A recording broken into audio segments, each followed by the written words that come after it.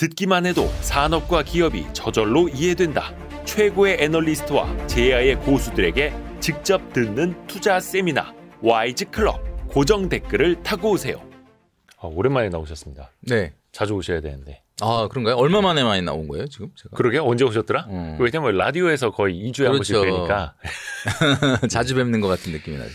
근데 항상 그런 말씀 강조해 주세요. 네.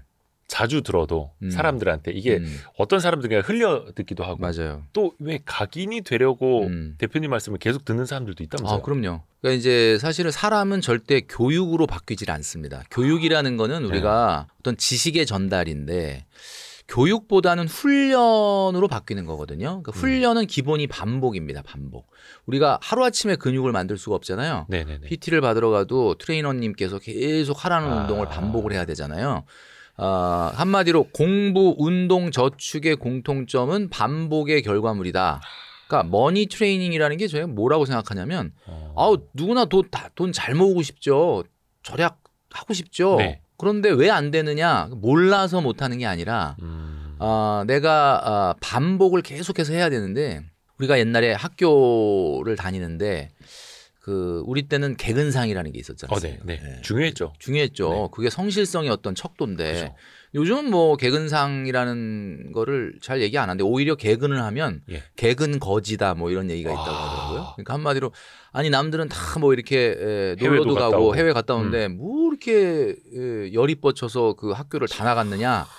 사실 좀 씁쓸한 얘기긴 한데 그런 게 있었단 말이에요. 그런데 어떻게 보면은 우리가 학교를 그냥 안 가도 된다라고 했으면 진짜 개근을 했을까? 이런 생각이 들거든요. 그러니까 오고 싶을 때 오고 선택에 맡겼다면. 선택에 맡겼다면. 그러니까 이게 강제성과 반복이라는 것이 트레이너한테 운동받는 거와 매우 비슷하다. 그러니까 저희 이제 제 관련된 출연한 영상이나 이런 것들을 매일 보시는 분들은 제가 뭐 오늘 좀 새로운 얘기 없는데 뭐 오늘 특별한 거 없는데 그래도 그게 중요한 게 아니라 매일 같이 보면서 느슨해질 수 있는 이런 마음을 좀 다잡고 또 혼내달라. 또 혼내달라. 그러면서 하루에 한 번 정도는 좀 이렇게 한 5분 10분 딱 혼줄이 나야 오늘 내가 제대로 생활할 수 있다.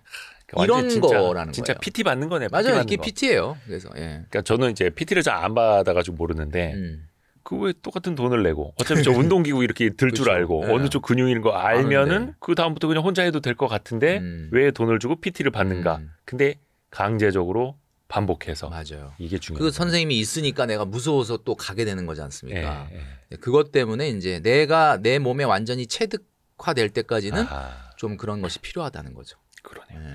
혹시 이제 정말 많은 사람들을 만나고 많은 강연을 하시면서 진짜 좀 근검절약 할 수 있는 아예 사람의 성향이 따로 있다고 보세요? 사람 성격에 따라서. 이게 우리가 사람은 안 바뀌어 뭐 이런 얘기 하잖아요. 근데 그 사람은 안 바뀌어 할 때 그 사람이라는 게 우리가 뭐 기본적으로 퍼스널리티를 얘기하는 건데 퍼스널리티 안에는 두 가지가 있거든요. 하나는 캐릭터가 있고요. 성격. 또 하나는 템퍼러멘트라고 기질이 있는데 기질과 성격이 합쳐져서 그 사람이 인성이 되는 거 아니겠습니까? 그렇죠. 근데 여기서 안 바뀌는 건 기질이에요. 기질은 안 바뀝니다. 그건 사실은 약간은 유전적인 것도 있고 타고났다라고 하는 게 있거든요. 근데 성격은 말이죠. 여러분 아시겠지만 바뀝니다.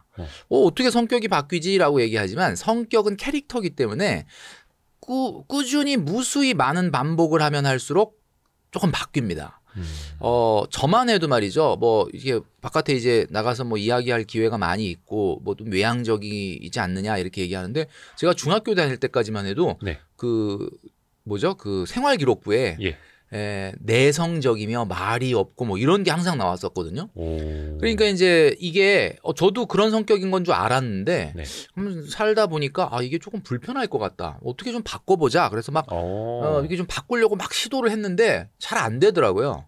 계속 바꾸려고 시도하니까 아주 조금씩 바뀌어서 지금은 이제 뭐 이렇게 방송이라든지 이런 데 나가서도 뭐 내가 좀 외향적인가 이런 생각을 하게 된 거죠. 그러니까 여러분도 제가 돈 관리의 습관 하잖아요. 그러면 돈 관리를 돈은 쓰는 스타일이나 절약하는 스타일 이게 여러분 기질이 아니에요. 잘 생각해 보시면 이건 기질이 아니라 너무 오랫동안 굳어졌기 때문에 아 이건 타고난 거야 라고 기질로 믿고 있을 뿐이지 사실은 캐릭터입니다. 바꿀 수 있는 거거든요. 근데 어떻게 바꿀 거냐라고 한다면 당연히 한두 번 시도해갖고 아유 난 안 돼. 나 좀 바뀌어보려고 그랬는데 난 이게 타고난 게 천성이 아닌가 봐. 그게 아니에요 여러분. 이거는 조금 더 시도를 하면서 그리고 중요한 거는 이거죠. 바꾸려고 하는 목적이 뭐냐. 바꾸려고 하는 목적이 뭐냐. 그러면 이런 거 아닙니까? 제가 공부, 운동, 저축을 하나로 묶었죠. 얘기잖아요. 네. 예전에 공부를 굉장히 잘하는 친구들을 잘 보면 굉장히 잘하는 친구들은 목표가 있어요. 그러니까 예를 들면 너 왜 이렇게 열심히 하니? 너 그렇게 열심히 공부 잘하는데 왜 이렇게 열심히 하니? 그러면 그냥 뭐 하는 거야. 이런 건 없어요. 그러니까 그 항상 보면 자기가 어떤 방향으로 나아가겠다라는 뚜렷한 목표가 있다는 거거든요. 그러면 돈 관리는 내가 이걸 해서 어떤 결과를 몇 년 안에 어떻게 얻겠다라는 것이 있는 사람한테 바꾸겠다라는 게 먹히는 거지. 그냥 아 나도 절약하고 싶다. 그냥 나도 좀 돈 좀 저축 좀 하고 싶다. 그렇게 단순하게 어떤 목표가 이끄는 그런 것이 없는 상태에서 해보면 몇 번 하다가 그냥 아유 난 못 바꿀 것 같아 이렇게 되는 거거든요. 그래서 돈을 절약할 수 있는 기질이 타고난 어떤 성향이 있느냐라고 물어보면 저는 이렇게 얘기하고 싶어요. 그 사람이 굉장히 목표 지향적으로 목표를 세분화해서 재정적으로 어떤 나아가려고 하는 뚜렷한 목표가 있는 사람이면 그 사람은 시키지 않아도 절약하고 관리하고 저축하고 이렇게 합니다. 네. 목표가 중요하다. 목표가 굉장히 중요하다. 그 사실 아까 기질 이야기를 하셨는데 네네. 그 투자에 있어서도 예전에 찰리 먼거도 그런 말씀 많이 하셨거든요. 호기심, 기질, 노력이 중요하다라고 하는데 기질은 이제 타고나는 거라서 타고나는 거죠. 어느 정도. 어떻게도 바꿀 수는 없는 잘 안 거고. 바뀌어요. 네. 그런데 목표를 가지고 하나둘씩 습관을 좀 챙겨 나가다 보면은 그래도 성격 바꾸듯이. 맞아요. 습관은 바뀐다. 캐릭터는 반드시 바꿀 수 있다. 이거죠. 캐릭터는 바꿀 수 있다. 야, 좋습니다. 그래서 뭐 다중이가 될 수도 있는 거고. 다중이. 예. 근데 우리 머니 트레이너 김경필 대표님은 대기업 예전에 다니셨잖아요. 삼성. 네네, 삼성그룹에. 예. 거기서는 그래도 뭐 30대 후반까지 다니셨던. 제가 한 11년 정도 직장 생활했으니까. 네. 그 좀 한 30대 중반까지는 다닌 거죠. 연봉도 꽤 괜찮았을 거고요. 뭐 그때 기억이 너무 오래돼서 안 나는데 뭐 다른 데보다야 조금은 높았겠죠. 예. 혹시 그러면 젊은 나이에 대기업 다닐 때도 그렇게 소비를 잘 안 하셨어요? 이제 이 말씀을 드리면 이게 너무 오래된 얘기가 제가 90년대 한 후반 정도에 입사했기 때문에 아마 지금 들으시는 분들 볼 때 와 진짜 뭐 25년도 더 된 이야기니까 조금 너무 옛날 얘기 같은데 사실 그때는 돈을 정말 안 썼는데 제가 왜 안 썼냐 그럼 제가 변명을 하자면 이게 뭐 변명이라고 얘기해야 되나 모르겠는데 왜 안 썼냐면은 원래도 성향이 조금 아끼고 돈 안 쓰는 스타일이긴 한데 당시 90년대 후반에 우리나라 기업들의 문화는 저녁에 술을 많이 먹었어요. 그럼 술을 누구 돈으로 먹냐? 회사 돈으로 먹잖아요. 회비. 네. 뭐 회비가 아니라 보통 회식비 같은 걸로. 그러니까 내 돈이 안 나가요. 거의 일주일이면 하루 정도 빼고는 거의 저녁에 뭐 있거든요. 뭐가 모임이 있고 이렇게. 그럼 그 대부분 다 뭐 선배들이 사주거나 뭐 대부분 뭐 회식비 같은 걸로 하잖아요. 돈이 안 들죠. 점심도 제가 봤을 때는 뭐 중식 보조비라는 게 나오고 뭐 그러고 그다음에 또 이제 뭐 이렇게 대기업 같은 경우는 구내 식당들이 다 요소요소에 잘 돼 있거든요. 별로 안 들었거든요.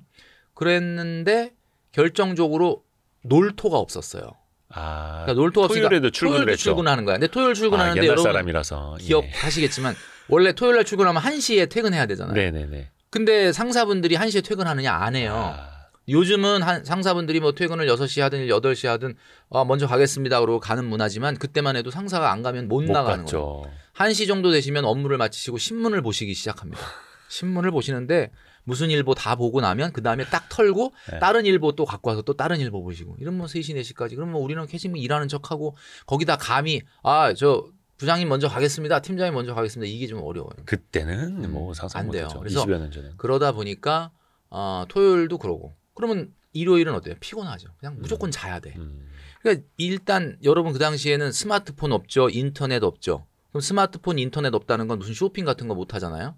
그다음에 배달이 없죠. 뭐 이런 거 안 하고. 그다음에 놀토까지 일하니까 뭐 식사나 술 없고. 이런 거 다 회사에서 먹고. 그리고 일요일 날은 뭐 그냥 거의 쓰러져서 자야 되고. 그러니까 사실 무슨 연애를 하지 않는 한은 그렇게 어마어마한 돈이 나가질 않아요.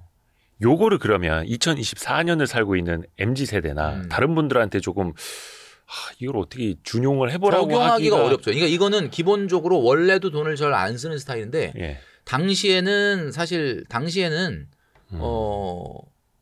제일 많이 들어가는 돈이 저는 양복 값이었던 것 같아요. 왜냐면 옛날에는 다 양복을 입었는데 그쵸.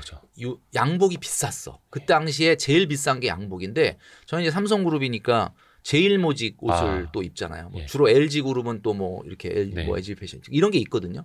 그런 게 또 되게 비쌌던 기억이 나고 그리고 이제 저는 뚜렷한 목표가 있었어요. 왜냐하면 중학교 때부터 이제 귀에 못이 박히도록 들은 것이 우리는 부모님들이 이렇게 경제적으로 이렇게 뭐 넉넉하지 않으니 네가 빨리 돈을 벌면 빨리 돈을 모아서 내 집 마련을 해야 된다. 그 내 집 마련이라는 걸 진짜 중학교 때부터 들은 것 같아. 그래서 돈을 좀 강력하게 모았던 것이 가능했던 것 같고 목표가 있었던 거네요. 네, 목표가 좀 있었어요. 목표가 있었고 그래서 처음에 월급을 받아서 뭐 재형저축되고 한 150 얼마인가 받았던 것 같은데 155만 원인가 받아서 124만 원 저축했거든요. 와. 근데 그 당시에는 지하철 요금이 제가 알기로는 350원인가 뭐 이랬던 걸로 기억을 해요. 예. 그러니까 155만 원 받아서 124만 원 저축하면 31만 원 남잖아요. 네. 그걸로 뭐 어떻게 생활하냐 그러겠지만 당시에는 지금과는 완전히 다른 세상이었거든요. 나가서 외식도 그다음에 해외여행이라는 것도 거의 안 가던 없었다. 시절이에요. 그 당시에도 뭐 해외여행을 신혼여행을 가는 분들은 있었지만 바로 저희 선배들 때까지만 해도 그냥 제주도를 가거나 부산을 가는 게 그거였고 지금처럼 월급 300, 400인데 명품 가방을 사거나 해외여행을 가거나 자동차를 산다? 이런 문화는 아예 없었습니다. 그러니까 기본적으로 지금과는 완전히 다른 세상이다. 지금 한 40대 이상에서는 좀 끄덕끄덕하면서 맞아, 그랬지. 공감을 하실 것 같고 약간 좀 MZ세대는 뭐야 이거 와, 이렇게. 저건 조선시대에 오셨나? 맞아요. 그렇게 얘기하실 수도 있어요. 아니 그러면은 지금은 상대적으로 시간이 좀 시간적인 여유나 여가를 보낼 수 있는 시간이 좀 많아졌잖아요. 그러면 기본적으로 소비를 할 수밖에 없는 환경에 더 많이 좀 노출돼 있다 이렇게 볼 수 있을까요? 그러면 시대가 변한 만큼. 제가 이제 뭐 아주 성공하신 분들을 많이 만나러 가요. 뭐 네. 예를 들면은 뭐 김미경 대표님이나 뭐 김작가 TV의 그 작가님이나 뭐 엄청 버시죠 돈을. 굉장히 그 이렇게 성공하신 분 이런 분들을 많이 만나러 가는데 제가 항상 느끼는 거는 아유 많이 바쁘시죠? 이러고 인사를 하면은 저한테 항상 하는 얘기가 뭐 바쁘다 당연히 바쁘다. 근데 요즘 어떻게 지내느냐. 근데 이제 제가 봤을 때는 저도 지난 한 1년 2년간을 뭐 좀 바쁘게 지낸 것 같은데 작년에 여름 휴가 어디로 갔나 생각을 해보니까 여름 휴가를 안 갔더라고요. 그러니까 무슨 얘기냐면 여름 휴가는 그래도 1년에 한 번인데 가긴 갔는데 가족들이 3박 5일로 베트남을 갔어요. 근데 나는 안 갔어. 왜 안 갔나 봤더니 3박 5일을 스케줄을 도저히 뺄 수가 없는 거야. 그러니까 나는 그냥 집에서 있고 가족들만. 엄마, 아들, 딸만 강아지는 제가 보고 그랬거든요. 근데 제가 그게 막 너무 가고 싶었는데 막 나만 못 가서 열받네 이게 아니고 그냥 갔다 와. 나는 지금 뭐 일이 많아서 좀 못 갈 것 같아. 친구들이 막 전화 옵니다. 이제 나이가 이제 50대 넘어가고 그러니까 여유가 있는 친구들 같은 경우 너 골프 치냐 이러고 막 전화가 오거든요. 뭐 골프 안 친 지 뭐 한 10년 넘었긴 했는데 그래 친구들도 만나고 싶고 그래 골프를 치러 가고 싶은데 아무리 머리를 굴려도 하루 7, 8시간이 안 나. 그래서 결국은 못 가고 있거든요. 그러니까 이게 무슨 얘기냐면 여가 아마 우리 그 말씀해 주신 우리 이대호 대표님이 얘기하신 건 그걸 것 같아요. 예전보다는 그래도 조금 뭐 경제적으로 조금 여유가 있고 좀 이제 좀 쓰셔도 되지 않겠느냐 이런 얘기신 것 같은데 뭐 그렇죠. 뭐 예전에 막 직장 생활할 때보다는 좀 낫죠. 근데 이제 그런데 시간이 없어요. 그러니까 제가 만났던 그 성공했던 분들도 다 보면 하는 얘기가 바빠서 뭐 돈을 뭐 이렇게 어디다 쓸 시간도 없다. 뭐 내가 절약을 하려고 하는 게 아니라 쓸 시간이 없다 이렇게 된다는 거죠.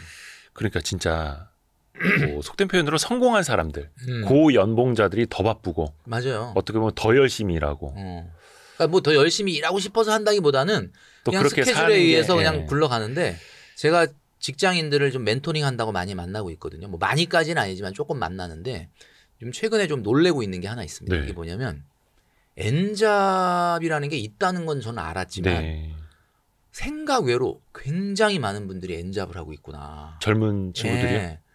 그래서 내가 깜짝 놀랐거든요. 와, N잡을 한다는 건 대단한 거예요. 근데 제가 더 놀라는 게 한 가지 있습니다. 그게 뭐냐면 연봉이 높은 사람이 N잡을 많이 해요.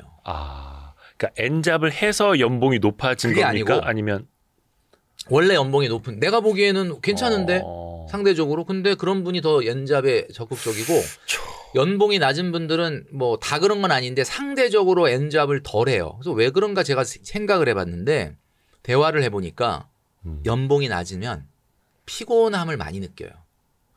일단 연봉이 낮다는 것 자체가 피곤한데 내가 집에 와서도 무슨 주말에 나 이거 빨리 보상해야 돼. 내가 이렇게 작은 소득을 가지고 이렇게 힘들게 일했는데 이런 자기 보상 심리가 강해요. 그러니까 소득이 낮을수록 자기 보상 심리가 강해요. 근데 이제 연봉이 높은 분들은 물론 그분도 힘들겠죠. 그러나 문제는 자기가 연봉이 높고 소득이 높은 사람들은 목표가 달라. 제가 아까 목표가 이끄는 돈 관리가 돼야 된다 그랬잖아요. 이분들은 일단 눈높이가 달라. 그러다 보니까 엔잡을 시간제 엔잡이 아니라 이런 거죠. 시간제 엔잡은 뭐냐?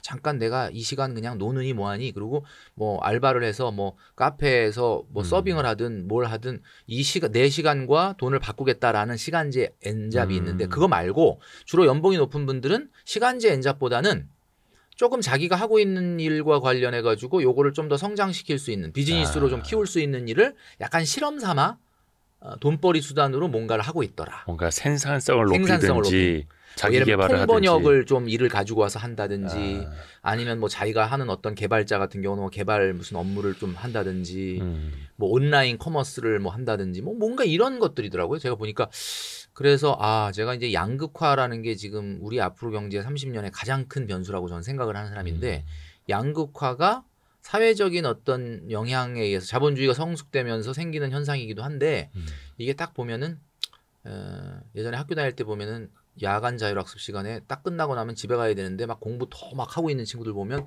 탄력 받았을 때 더 해야 된다고 앉아 있는 친구들은 주로 막 전교 1, 2등 하는 친구들이고 선생님이 보기에는 야, 쟤는 너 좀 공부 좀 해라 이러는데 그런 친구들은 빛의 속도로 집에 가버리거든요. 컨디션 관리해야 된다고. 컨디션 관리 너무 힘들었기 때문에. 그러니까 양극화가 이런 거에서 나오는구나. 조금 약간 씁쓸하지만 그런 현상들이 있다라는 거죠.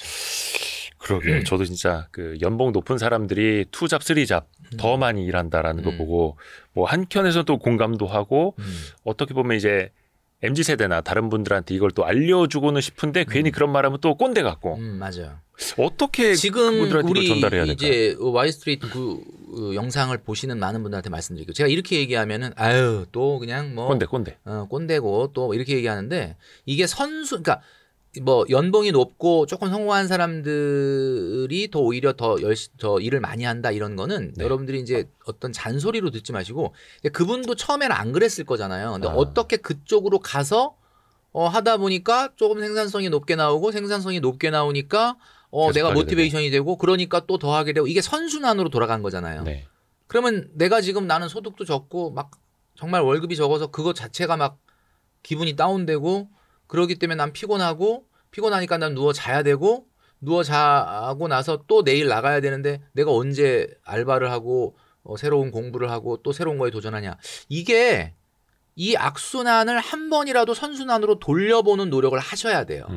그렇게 해서 그 선순환이라는 걸 한 번 맛을 봐야 이게 왜 제가 이게 굉장히 중요한 힌트를 드린 거예요. 왜 똑같은 시간을 일하는데 소득이 높은 사람과 낮은 사람의 피곤함이 다르냐. 그 얘기는 결국은 내가 조금 노력을 해서 안 쓰고 돈을 모아보거나 조금 더 알바를 해서 돈을 모아봤을 때의 성취감을 느껴보지 않은 사람은 모르는 거예요. 야, 그거 뭐 조금 더 해가지고 뭐 조금 더 번다고 뭐가 대단해? 근데 그걸 조금 더 벌어봐서 그걸 조금 더 통장으로 조금 더 옮겨서 내가 지금 당장 소비를 하면 내가 오늘 뭔가를 이 물건을 사. 그럼 이 물건이 나한테 내 손에 들어오죠. 가능해. 내가 이걸 이걸 쓸 수 있는 것으로 가능해지지만 이 가능을 오늘 내가 좀 참고 이 가능만큼을 통장으로 세이브해서 그걸 가능성으로 만들면 가능성으로 만드는 게 기쁠까? 내가 이건 오늘 물건으로 가져서 이 물건을 내가 쓰는 가능의 기쁨이 클 거냐? 라고 본다면 부자는 무조건 가능성의 기쁨이거든요. 100억, 1000억 가진 부자들이 가보면 100억, 1000억을 가지고 나 같으면 100억 있으면 람보르기니 뽑을 것 같은데. 근데 가서 100억, 1000억인 사람 만나보면 람보르기니를 안 사는 거야. 아니 왜 안 사세요? 람보르기니 사실 수 있잖아요. 이렇게 얘기하는데 왜 안 사느냐? 그 사람은 람보르기니를 사서 이렇게 람보르기니를 내 손 안에 잡는 기쁨, 가능의 기쁨보다는 100억이라는 돈이 통장에 딱 들어있고 내가 저걸로 뭐를 할 수 있지? 아, 이런 것도 할 수 있고 저런 것도 할 수 있고 내가 할 수 있는 게 참 많네? 라고 하는 가능성으로 갖고 있는 기쁨이 훨씬 크다는 거를 알고 있는 거죠. 그러니까 가능성. 근데 그거에 중독이 된 사람, 저도 그거에 중독이 된 사람이 왜 안 쓰겠어요? 왜 안 쓰고 자꾸 모으고 자꾸 더 만들려고 하느냐? 그럼 뭐 아주 그냥 뭐 돈을 너무 사랑하는 거 아니냐? 어떻게 보면은 그게 가능성으로 커지는 게 더 기쁜 거예요. 내가 물건을 사서 그거를 활용하는 것도 기쁘지만 그것이 가능성으로 커지는 것만큼 인생에서 기쁨을 주는 게 없다. 그러니까 가능보다 가능성. 그래서 여러분 선순환으로 한 번만 돌려보시는 노력을 하시면은 조금 고통스럽죠. 처음엔 당연히. 여러분 그 PT 받으러 가셔가지고 처음에 뭐 30kg 들어봐, 40kg 들어봐 그러면 벤치프레스 안 되잖아요. 막 엄청 고통스럽잖아요. 근데 고통스러운데 왜 시키냐? 조금 해보면 그렇게 고통스럽던 게 조금 되네. 그러면 좀 그걸로 좀 멈춰주면 좋겠는데 트레이너가 또 자 그럼 45kg 한번 가봅시다 이러잖아요. 계속 고통을 주는 거예요. 그 고통이 몸에 익숙해지도록. 그럼 몸에 고통이 익숙해진 거에 나한테 주어지는 결과는 뭐냐? 여러분 운동을 막 고통스럽게 하고 막 근육이 땡기고 아프고 그 다음에 샤워장에서 샤워 딱 하시고 나가서 바깥에 딱 공기를 쐈을 때 어떤 느낌이 가지셨습니까? 상쾌하죠. 그러니까 그 상쾌함과 성취감에 중독된 사람이 이제 김종국 씨 같이 되는 거예요. 운동으로 따지면. 그리고 막 부자들은 막 저렇게 돈이 많은데 왜 저렇게 열심히 일하고 왜 저렇게 돈을 또 모으려고 하느냐. 그 성취감에 중독된 사람이에요. 근데 그 성취감을 맛을 못 본 사람은 이걸 어디 가서 느끼려고 하냐면 자꾸 신용카드로 느끼려고 하는 거예요. 뭘 사거나 뭘 가거나 뭘 먹거나. 이래야만 성취감이 올 거라고 생각하는 거지. 아니거든요, 여러분. 그래서 맨날 공부하는 사람, 맨날 저축하는 사람, 맨날 노력하는 사람 이런 사람들 보면 저 사람들은 도대체 무슨 재미로 살까 이렇게 생각하잖아요. 뭐 김종국 씨 같은 경우는 맨날 저렇게 몸을 저렇게 만들기 위해서 얼마나 고통스러운 운동을 했겠어. 왜 저런 걸 할까? 그거는 안 해본 사람은 모르는 거지. 그 사람에게 그게 제일 행복한 거죠. 그게 제일 행복한 거죠. 여러분도 빨리 선순환으로 바꾸셔야 된다는 거예요. 얼마 전에 제 어떤 지인이 그런 말씀하시더라고요. 본인도 회장님들처럼 좀 편하게 살고 싶다고. 그래서 제가 한마디 했습니다. 내가 아는 회장님들은 제일 바쁘다고. 맞아요. 더 바쁘고 더 힘들게 산다고. 편한 사람이 없어. 네.